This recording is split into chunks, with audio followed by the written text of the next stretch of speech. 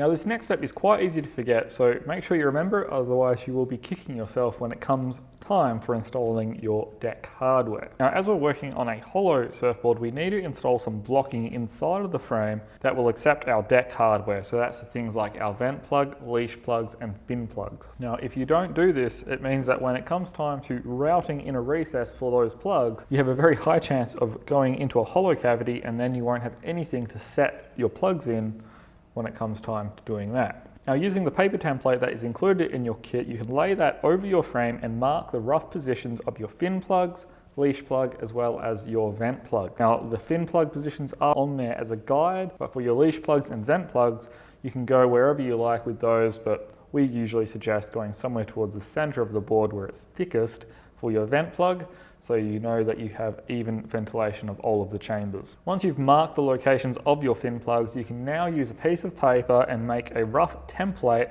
of the areas that need some blocking, so you can transfer that onto the offcuts of your deck skins that you made in the first step of this build. Alternatively, you could use some polystyrene foam that you provide to do the same task here, and that will cut down on even more weight.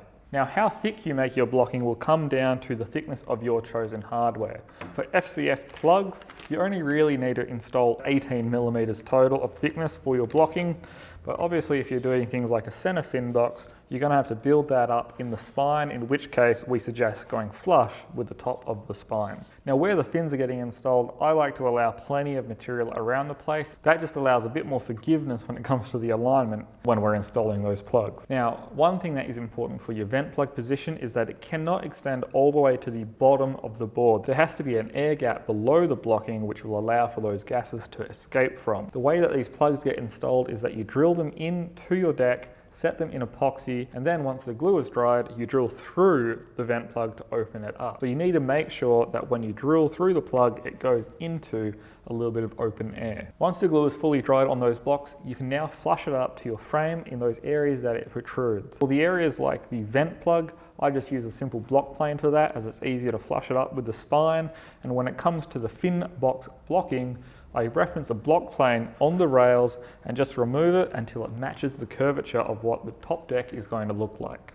Now, of course, you don't need the blocking if you're going to use a glass-on style hardware. So if you're doing glassed-on fins or doing a glass hoop for your leash plug, you can avoid that blocking, but you will still require it for your vent plug.